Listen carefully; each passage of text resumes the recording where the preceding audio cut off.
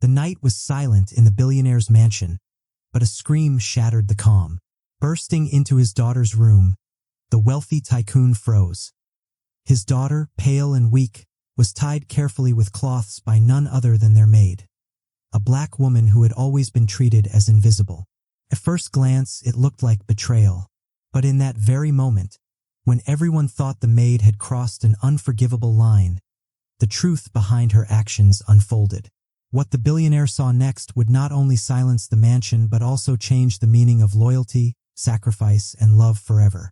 In the towering glass mansion of Edward Sterling, one of the wealthiest men in the city, perfection was expected at every corner.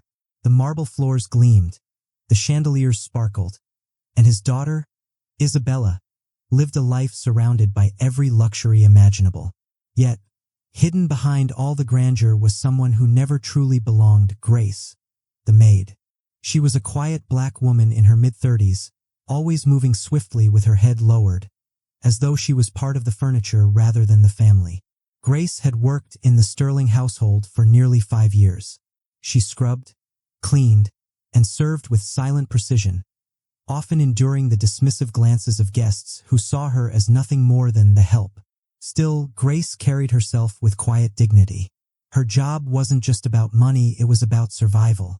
She was the sole provider for her younger siblings back home, who depended on every dollar she earned. What no one in the mansion knew, however, was that Grace watched Isabella more closely than anyone else.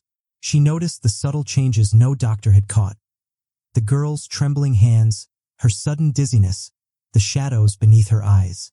Grace had lived through the silent suffering of her own sister, who had once battled a rare illness that few doctors understood.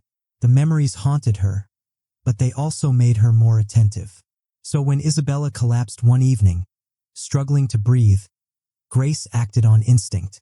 She did something that would later look suspicious, something that made even the billionaire father question her. But for Grace, it wasn't about appearances. It was about saving a life. The evening had been like any other. Edward Sterling was hosting a lavish dinner with powerful friends, showing off his wealth as though it were armor. Isabella sat at the table, dressed in pearls, her smile faint but convincing. No one noticed her pale complexion or how she barely touched her food. No one except Grace. Grace lingered in the background, her eyes never straying far from Isabella. She saw the girl's fingers trembling against the silver fork, her lips turning dry. Panic rose in Grace's chest, but she kept her composure, serving drinks as though nothing was wrong. She knew Isabella was seconds away from another collapse, and if something wasn't done, this time it could be fatal. Suddenly, Isabella stood up, swayed, and dropped to the floor. Gasps filled the room. The guests stood in shock, but before anyone else could react, Grace rushed forward. She lifted the frail girl with surprising strength, ignoring the suspicious glances. "Call an ambulance," Edward roared, his voice trembling between anger and fear. But Grace didn't wait. She carried Isabella to her room, her heart pounding with memories of her sister gasping for air years ago. Once inside, Grace knew time was slipping. Isabella's breathing was shallow, her body twitching uncontrollably. Grace recognized the signs. It was the same rare blood disorder her sister had. Without proper intervention, Isabella's body would shut down. Frantic, Grace tore strips from a clean sheet and began carefully tying Isabella's arms and legs. To anyone watching, it might have looked cruel, but Grace knew the violent spasms could injure the girl or cut off her air supply. She secured her gently, whispering reassurances under her breath. Then, she tilted Isabella's head just right, keeping her airway clear. At that moment, Edward burst into the room, his face twisted with horror at the sight. His daughter bound by the maid's hands. "What are you doing?" he thundered, his voice echoing like thunder across the mansion walls. Guests crowded behind him, eyes wide, murmuring in disbelief. But Grace didn't flinch. Sweat poured down her forehead, her hands steady as she checked Isabella's pulse. She knew this looked incriminating. She knew Edward could fire her, even have her arrested. Yet, she stayed focused, every ounce of her energy centered on saving Isabella. The room buzzed with judgment, whispers cutting through the air like knives. To them, it looked like an act of madness. But to Grace, it was the only way to keep Isabella alive until help arrived. The tension snapped like glass shattering. Edward stormed forward, ready to pull Grace away, but he froze when Isabella suddenly coughed violently. Her lips parted, and color flushed faintly back into her cheeks. Grace had positioned her just right to prevent her from choking. Every tie, every careful knot, was revealed not as restraint but protection. The doctor finally arrived, pushing through the crowd.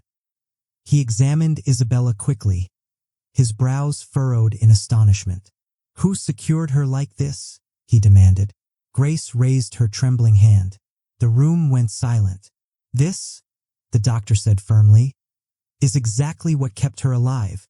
He explained that Isabella's sudden episode could have been fatal if she had thrashed unchecked. Grace's improvised restraint and airway management had stabilized her just enough to survive. Edward's anger dissolved into shock. He turned to Grace, his voice caught in his throat. For years, he had seen her as just another servant, someone beneath notice.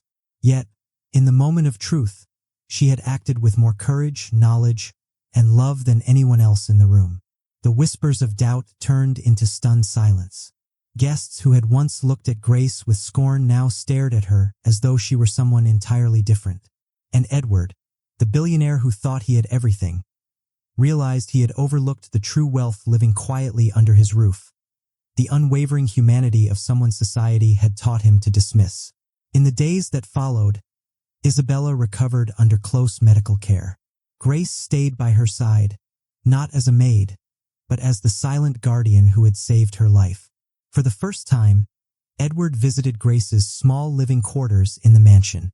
He stood there, humbled, struggling for words. Gratitude wasn't enough. Respect wasn't enough. What Grace had done went beyond obligation. It was sacrifice, born from love and painful experience. Edward offered to pay for her siblings' education, ensuring they would never struggle the way she had. More than that, he asked her to remain in Isabella's life, not as staff, but as family. Grace hesitated. Years of invisibility had taught her not to expect kindness from the powerful. But when Isabella, still weak, reached out her hand and whispered, "Don't leave me," Grace's heart softened. The mansion was no longer the same after that night. Guests who once mocked her whispered her name with respect. Edward introduced her not as the maid, but as the woman who had saved his daughter's life. The lesson spread beyond those marble walls. It was a reminder that dignity and courage do not wear a uniform, and that true worth lies not in wealth, but in the unseen strength of the human heart.